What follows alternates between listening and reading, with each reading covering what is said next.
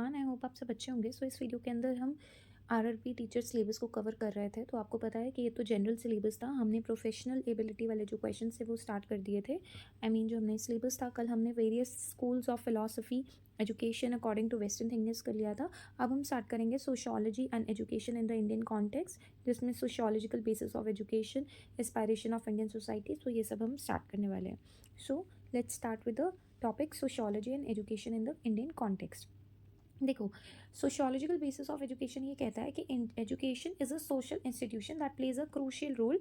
एक ऐसा role play करता है जो कि इंडिविजुअल को शेप करने में और सोसाइटी को शेप करने के लिए बहुत ही इंपॉर्टेंट है। ये एक ऐसी स्टडी है जिसके अंदर एजुकेशन जो है वो इन्फ्लुएंस करती है सोशल स्ट्रक्चर को, एक दूसरे के रिलेशनशिप को, हमारे कल्चरल नॉर्म्स को। सोशलाइजेशन की अगर हम बात करें तो जो हमारी एजुकेशन है वो ट्रांसमिट करती है कल्चरल वैल्यूज़, बिलीव्स, हमारे नॉर्म्स एक जनरेशन से दूसरी जनरेशन में। सोशलाइजेशन 4 टाइप्स की होती है। पहली होती है प्राइमरी, जो इनिशियल लर्निंग बच्चे को मिलती है अपने फैमिली से, अपने रिलेटिव से, जो उसको बेसिक वैल्यूज़ वगैरह सिखाती है, that is your primary socialization. If we come to the secondary socialization वो होती है जो बच्चा अपने घर से निकल के, स्कूल से, अपने फ्रेंड से, अपने फॉर्मल इंस्टीट्यूशन से सीखता है, ठीक है, beyond the family, that is your secondary socialization. If I talk about anticipatory socialization, learning and preparation for future role, कि आपने किसी टीचर से सीखा, ठीक है, या किसी गाइड से सीखा, मोर नॉलेजेबल पर्सन से सीखा, ठीक है, तो न्यू रिस्पॉन्सिबिलिटी जब आप किसी प्रोफेशन में आ रहे हो तो वो एंटीसिपेटरी सोशलाइजेशन होता है। देन वी कम्स टू रीसोशलाइजेशन, एक ऐसा प्रोसेस जिसके अंदर हम अनलर्न करते हैं पुराने नॉर्म्स को और अडॉप्ट करते हैं न्यू वंस को, ठीक है। जो हमने, जैसे मान लीजिए, जो पहले प्रीवियस लर्निंग करी है उसको जब हम कैंसिल करेंगे और न्यू लर्निंग को हम अडैप्ट करेंगे, ठीक है, दैट इज़ रीसोशलाइजेशन। ये जो सोशलाइजेशन है, they are critical in different stages of individual life. Primary में अलग तरीके से बच्चे सीखते हैं और सेकेंडरी में अलग, राइट। उसके बाद आता है सोशल स्ट्रैटिफिकेशन, मतलब कितने हिस्सों में उसे बांट दिया गया है, राइट। तो एजुकेशन ना हायरार्की होती है, एक सीढ़ी बना दी गई है किस हिस्से में, कास्ट में, क्लास में, जेंडर में, सोसाइटी ने। तो अगर हम कल्चर के थ्रू सीख रहे हैं तो एजुकेशन ऐसी दे रहे हैं जिसके अंदर सोसाइटी का हेरिटेज और इंश्योर कर रहे हैं कि ट्रेडिशन भी कंटिन्यू में बच्चा जो है वो सीख रहा है। मॉडर्नाइजेशन का भी बहुत इंपॉर्टेंट रोल है। एजुकेशन ये बढ़ावा देती है कि बच्चा इनोवेट करना सीखे, क्रिटिकल थिंकिंग करना सीखे, साइंटिफिक टेम्पर हो, खोज करना सीखे, सोसाइटी में ट्रांसफॉर्मेशन लाना सीखे। Next comes to aspiration of Indian society. देखो, इंडियन सोसाइटी हमेशा ये चाहती है कि तरक्की हो, इक्विटी, सबको एक तरीके से देखा जाए, सोशल जस्टिस मिले सबको। एजुकेशन एक ऐसा मीडियम है जिनसे इन तीनों चारों चीज़ों पर क्या किया जा सकता है, काम किया जा सकता है या फिर सफलता हासिल की जा सकती है।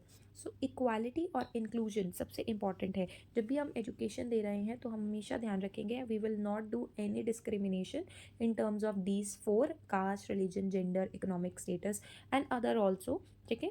और हम हर बच्चे को इंक्लूड करेंगे। Next comes to economic growth. By promoting skill development, education contributes to economic growth. अगर हम किसी बच्चे को, अगर किसी ने कारपेंटिंग सीख ली या पेंटिंग सीख ली या कुकिंग सीख ली, ठीक है, तो वो उसको कोई भी स्किल ऐसा एजुकेशन में ऐड होना चाहिए जो कि इसकी इकोनॉमिक डेवलपमेंट में भी साथ दे सके। देन एजुकेशन जो है वो स्ट्रेंथन करती है हमारे सेक्युलरिज्म को, इक्वालिटी को और फ्रेटर्निटी को।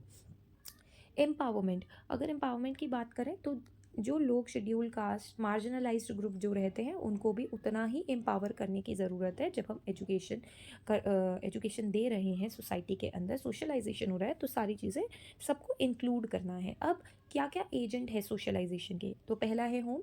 होम सबसे पहला एजेंट इसलिए है क्योंकि वहाँ पे बच्चा बेसिक वैल्यू, एटीट्यूड और नॉर्म सीखता है। इसमें बच्चे की पर्सनालिटी शेप होती है। अर्ली एजुकेशन वो सीखता है थ्रू इनफॉर्मल लर्निंग, ठीक है, बात करना सीख रहा है। ये सब क्या है, ये इनफॉर्मल लर्निंग है जिसमें बच्चा बोल रहा है तो वो सेंटेंस भी कंप्लीट कर रहा है। ये सपोर्ट करती है फॉर्मल एजुकेशन को by providing an environment to conducive to learning. और साथ में आता है प्राइमरी में स्कूल आपके फॉर्मल इंस्टीट्यूशन है जिसके अंदर आपको नॉलेज मिलती है और बच्चा कॉग्निटिव और सोशल स्किल सीखता है। यहाँ पे बच्चा डिसिप्लिन सीखता है, शेयरिंग करना सीखता है, डेमोक्रेटिव इंट्रैक्शन, कैसे किसी से बात करते हैं, ठीक है। इस तरीके से वो डाइवर्स कल्चर को जानता है और सोसाइटी में अपने आप को इंटीग्रेट करता है, right. Then comes to community. अब अगर हम कम्युनिटी की बात करें तो कम्युनिटी भी इन्फ्लुएंस करती है एजुकेशन को, जिसके थ्रू, कम्युनिटी के थ्रू बच्चा कल्चर के बारे में जान रहा है, सोशल एक्सपीरियंसेस को देख रहा है और साथ में अपने आप को इनकरेज कर रहा है, उसकी डेवलपमेंट हो रही है, पार्टिसिपेट कर रहा है।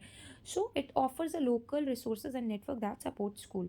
Then agent of socialization is religion also. Religion बच्चे को मोरल और एथिकल एजुकेशन देते हैं, क्या सही है क्या गलत है, ऑनेस्ट रहना चाहिए, कंपैशनेट रहना चाहिए, दूसरों की रिस्पेक्ट करनी चाहिए, ये सारी चीज़ें सोशलाइजेशन में ऐड होती है। And may also influences attitude toward gender roles. Gender role मतलब मेल के साथ फीमेल के साथ किस तरीके से बिहेव करना चाहिए, ठीक है। सोशल हायरार्की के अंदर अगर कोई मार्जिनलाइज ग्रुप से भी है तो भी आपको किस तरीके से सबके साथ इक्वली ट्रीट करना चाहिए। So it has the historically played a dual role fostering education while at the time of perpetuating orthodoxy. Orthodox तरीके से नहीं रहना है, नॉर मतलब हम लोगों को ना नैरो माइंडेड नहीं बनना है, हमें ओपन माइंडेड बनना है, जिसके अंदर नैरो से ओपन वाली अप्रोच यूज़ करनी है। उसके बाद है मीडिया। मीडिया भी एक डोमिनेंट एजेंट है सोशलाइजेशन का, ठीक है, और जो कि हमें वैल्यूज़ प्रमोट करवाता है कि इक्वालिटी, इनोवेशन और क्रिटिकल थिंकिंग हम कर सकें। अब बात आती है स्टेट की, ठीक है। तो जो स्टेट है वो भी एक इम्पॉर्टेंट रोल प्ले करता है एजुकेशन का एक्सेस देने में। तो सबसे पहले आ गया आपका जो पॉलिसीज़ बनाते हैं, which is right to education act. हर बच्चे को 6 से 14 साल के बच्चे को एजुकेशन मिलनी ही चाहिए, NEP, ये सारी चीज़ें पॉलिसीज़ रहती हैं।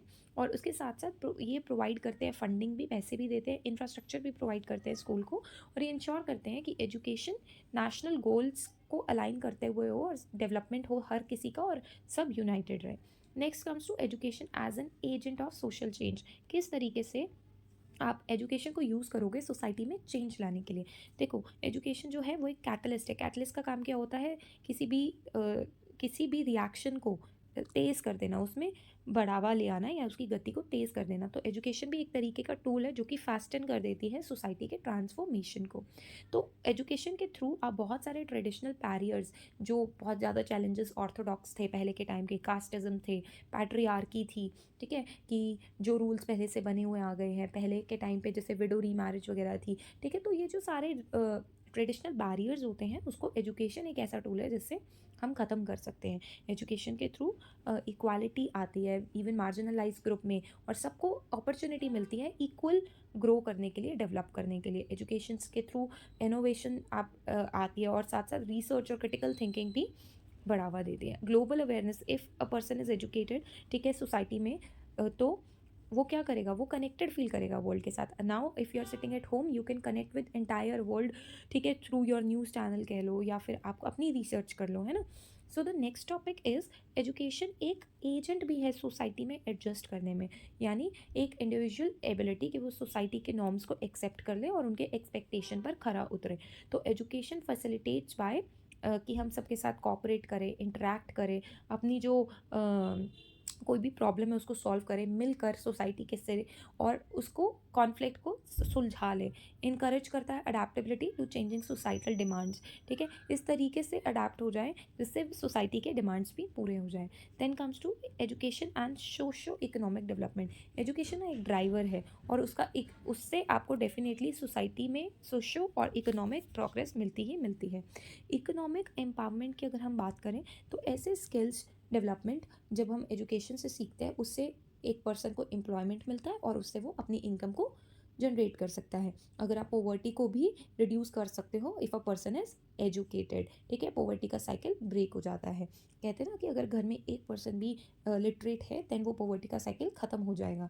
इम्प्रूव्ड हेल्थ, अगर पर्सन एजुकेटेड है तो हेल्थ प्रैक्टिसेस भी अच्छी यूज़ करेगा, सेफ़ यूज़ करेगा, और बाकियों को भी वही चीज़ क्या करेगा, ट्रांसफ़र करेगा, ठीक है, बाकियों को भी लिटरेट करेगा। जेंडर इक्वालिटी आ जाएगी कि हर एक पर्सन इक्वल है, और विमेन को भी उतना ही हर चीज़ का दर्जा दिया गया है जितना मेन को दिया है। ह्यूमन रिसोर्स को डेवलप करने के लिए अभी सोचेगा तो एजुकेशन ऐसा है जिसमें एक ह्यूमन जितनी भी रिसोर्सेज है वो नेशन को बिल्ड करने में या नेशन को आगे ले जाने में भी हेल्प कर रहा है। सो आप ये बोल सकते हो ओवरऑल कंक्लूजन में कि एजुकेशन एक इम्पॉर्टेंट रोल प्ले कर रहा है सोसाइटी में चेंज लाने के लिए, सोशो इकोनॉमिकल डेवलपमेंट के लिए, और इनइक्वालिटीज़ को जब हम एड्रेस करते हैं, देखते हैं, और उनके खिलाफ, उनके लिए काम करते हैं, मतलब उनके अगेंस्ट में नहीं काम करेंगे, हम उन ऐसे काम करेंगे जिससे कि एवरी ग्रुप, जितने भी आपके ग्रुप्स मैंने बताए थे अभी, मार्जिनलाइज्ड हो गए, ठीक है, या फिर जब वुमेन एम्पावरमेंट की बात करें तो सबको इक्विटी दे सके, इक्वालिटी नहीं इक्विटी, राइट।